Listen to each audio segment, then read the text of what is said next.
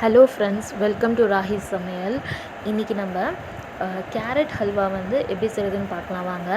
இந்த கேரட் ஹல்வா செய்கிறதுக்கு ரொம்ப நிறைய இன்க்ரீடியன்ட் தேவையில்லை. சிம்பிளாக நம்ம வீட்டில் இருக்க இன்க்ரீடியன்ட் வச்சே நம்ம செஞ்சிடலாம். இது சிம்பிளான ஸ்நாக்ஸாக நம்ம யூஸ் பண்ணிக்கலாம். வாங்க எப்படி செய்கிறதுன்னு பார்க்கலாம். அதுக்கு வந்து கேரட்டை வந்து ஒரு 1/2 கிலோ கேரட் இருக்கும். அதை நான் வந்து துருவி எடுத்தாச்சு. துருவி வந்து ஒரு மெலிசான பதத்தில் துருவி எடுத்துக்கிறேன்.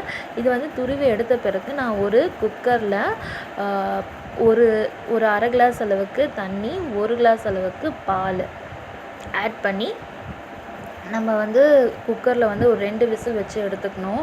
இப்போ 1/2 கிளாஸ் அளவுக்கு தண்ணி, ஒரு கிளாஸ் அளவுக்கு பால் வச்சுக்கிட்டேன். நீங்கள் தண்ணியை ஸ்கிப் பண்ணிவிட்டு பால் கூட யூஸ் பண்ணிக்கலாம். 2 கிளாஸ் வச்ச பால் அப்புறம் நம்ம ஃபுல்லாகவே ஆட் பண்ணிக்கலாம். நான் 1 கிளாஸ் அளவுக்கு பாலும், நான் 1/2 கிளாஸ் அளவுக்கு தண்ணியும் ஆட் பண்ணியிருக்கேன். இப்போ வந்து இது வந்து வீட்டில் காய்ச்சின பால் தான். அதுக்கப்புறமா வந்து 2 டீஸ்பூன் நெய் ஆட் பண்ணியிருக்கேன். ஒரு சிட்டிகை உப்பு, அதுக்கப்புறமா ஒரு சிட்டிகை ஏலக்காய் தூள் பவுடர். இது வந்து ஆட் பண்ணிவிட்டு நம்ம வந்து குக்கரில் ஏற்றிட்டு ஒரு 2 விசில் விட்டோன்னா கேரட் வந்து நல்லா சாஃப்டாக வெந்துடும் அந்த பாலோட. இப்போ வந்து ஒரு பேனை வச்சுட்டு நம்ம வந்து நெய்யோட துருவின பாதம், அப்புறம் வந்து முந்திரி, அதுக்கப்புறம் திராட்சை. பாதமும் முந்திரியும் நான் வந்து நல்லா வந்து துருவி எடுத்துக்கிட்டேன்.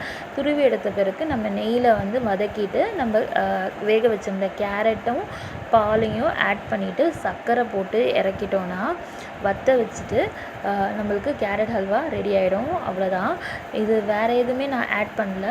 இது வீட்டில் இருக்க சிம்பிளான நம்ம இன்க்ரீடியன்ட் வச்சு செஞ்சிடலாம். பாருங்கள், அந்த பால் அப்புறம் வந்து சர்க்கரை அந்த நெய்லியே வந்து நல்லா வதக்கணும். வதக்கிட்டே இருந்தோம்னா தண்ணி வற்றி ரெடி ஆகிடும். அவ்வளோதான். இந்த கேரட் ஹல்வா ரொம்ப சாஃப்டாக இருக்கும். ஹெல்த்தியானது கூட.